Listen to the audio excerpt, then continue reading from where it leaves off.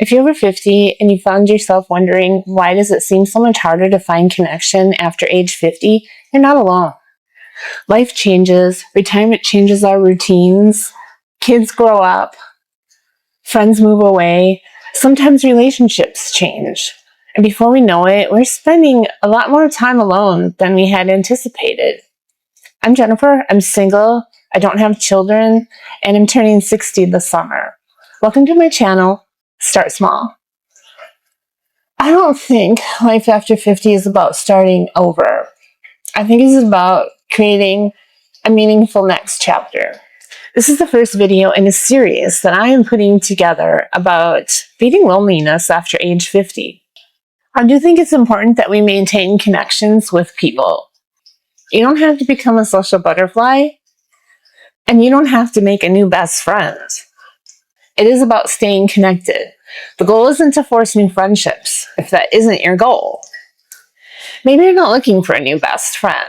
Maybe you're looking for a reason to get out, something to look forward to. Not everybody is looking for a whole new circle of friends. Friendships take work and effort. And sometimes at this stage in life, we're over that. Some people are perfectly happy with the friends they already have. And some people have been disappointed by friendships. I think most of us have, at least some of them. Some people are introverts. Some of us simply want people to enjoy life with every now and then. It doesn't necessarily mean they're our best buddies. Just somebody to go have a coffee with every now and then. Maybe you want to go to a concert and you don't know anybody who likes that band. That's connection too. And that's what we're going to build, one small step at a time. In today's video, part 1, we're going to be talking about one of the easiest places to start, and that's using apps and online communities. These are free apps, free communities. I'm not here to sell you anything at all. I'm going to be 60 this summer. I live alone. I fight loneliness at times, and so over the years I've had to put some effort into staying connected. I work from home a lot too, so that's another thing. There's a lot of isolation. I want to share with you what worked for me and what I'm still doing. I'm going to show you some of these platforms that thousands of adults over 50 use to find local events, hobby groups, walking clubs, book clubs, volunteer opportunities, and even genuine friendships if that's your goal.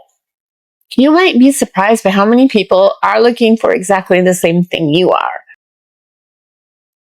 I want to start with a site called Meetup. Meetup is a website and an app where people get together in real life social situations. Now, you don't have to download the app. You can just go to meetup.com and look at it right there. So right now I'm going to insert a little video clip I made that shows you how to get around the site. Here's meetup.com and what it looks like when you first get to the page. Right away, it's going to show you all the in-person events at the top, and then there's some online events. So let's go to see all events. So you can just show the nice big variety we have here. And it also is nice because it shows you here how many people are signed up to attend. That way, if you feel more comfortable going and doing something with a smaller group, you will know how many people are planning to go to it. Metro Jammers, there's a wait list. So they have 8 people. They're capping that at 8. I have a ukulele. I'm not good at it. We have an F3 workout. Oof. Okay, that just looks like I wouldn't have even done that when I was younger. Let's go up here and we're going to search for groups over 40. And it's the 40s, 50s social club. You have trivia night, females in their 40s-ish. Vintage 1960 Twin Cities, 50 plus. They're going to see a band. 32 attendees. So that's a bigger one. This one, 141 attendees. Here's Women's 60s and Friendship Group. Psychedelic brunch. Vibe to the music of the 60s and 70s. Start off your week groovy. That sounds really kind of fun. Baby boomers enjoying life. So as you can see, there's just a large variety of events, a lot of different sports events, just so many different things that you can find on Meetup. I want to stress, don't worry about finding the perfect group. Just look for something that feels comfortable. That's really important. something where you think, yeah, I could probably show up to that. And I know that can all be really intimidating at first, showing up where you don't know anybody. I know because I feel that way. I'm still afraid of it. And I've been to lots of meetups and other events like this. People at these events, they don't know each other either. I mean, that's the whole point of Meetup. Meetup is set up so that other people, just like you, who are trying to build connections, can go do an event together. So you're not trying to break into an established friend group. You're all just showing up for the same activity. So you can start small. You don't have to talk to everybody. You don't have to stay long. Just remember that everybody there is showing up for the exact same reason you are, and that's to connect with other people. So before you go, I want you to remind yourself why everybody is there. And that you need to remember you're not interrupting, you're participating. Pick a beginner friendly event. I think a good first event, if you're a little intimidated by sitting down at maybe a table with a bunch of people for happy hour or coffee and being forced into conversation, if that intimidates you, try a more action oriented group for a first meetup, like going on a hike together, a game night, cards night, bowling, even going to see live music or a happy hour that has a trivia going on, so that you're not just all talking the whole time, if that makes sense. Give yourself permission to leave. Just tell yourself, like, I'm going to go for 20 minutes. And if it sucks, I'm out of here. If you're having fun, by all means, stay. If you go and you end up leaving, it's okay. You succeeded by giving it a shot, showing up. When you arrive, I would say go 5 or 10 minutes early, because it's a little bit easier to be one of the first people there. So you're not walking in to a table full of people who are already all talking to each other. Every event has a host. The host should be the first person there. Introduce yourself to the host. I mean, they're the host of the event. They want it to be successful. They want everybody to have a good time. So just introduce yourself to the organizer. Say, hi, I'm Jennifer. I'm new here. This is my first event. I'm a little nervous. I don't know anybody. And they're going to want to introduce you to people as they come along. They're going to want to talk to you themselves, and they're going to want you to feel comfortable and welcome. Smile and make eye contact. You don't need to be the life of the party. Just be approachable. That's good enough. Starting conversations. You don't need clever conversation starters. Simple works. So you can say, hi. You know, if someone sits next to you, say, hi, I'm Jennifer. It's my first time. Is this your first time? How long have you been coming to the group? Have you been to other events? Are there any particular groups that you belong to from here that you think are great? People generally like talking about themselves and sharing knowledge that they have with other people. These things are natural conversation starters to get people talking.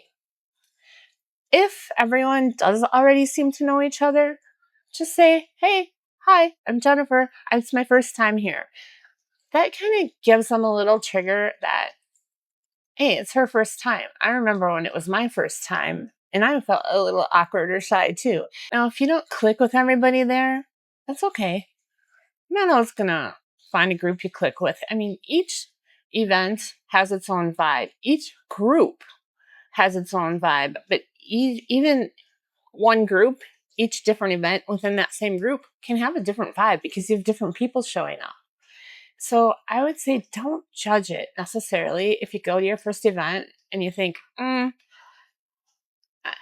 can't really hang with these people. They're not my people. I get it. I get it, because that's how my first event was. The goal isn't to force friendships. It's to keep giving yourself opportunities to connect with other people. I know when I first walk into a room full of people I don't know, I'm so intimidated. But I also know that once you just sit down and start talking to people, that fear usually dissipates pretty quickly. Let's go back to my first meetup. It was a happy hour. That's why I suggest not doing happy hour for the first one. I went with a friend, and so that was a little more comfortable. And maybe it was also another reason, though, that I didn't think people were as friendly because I already came with somebody. And so maybe they didn't feel a need to try to include us as much as they would have if either one of us would have showed up solo. It just wasn't, it was okay, but I didn't feel the need to go back to meetup for a long time. About a year later, I went to this work party and I met a gal who had retired, but I hadn't known her when she was a coworker. Her name was Stacy. Stacy was really sociable and we clicked right away. We were talking.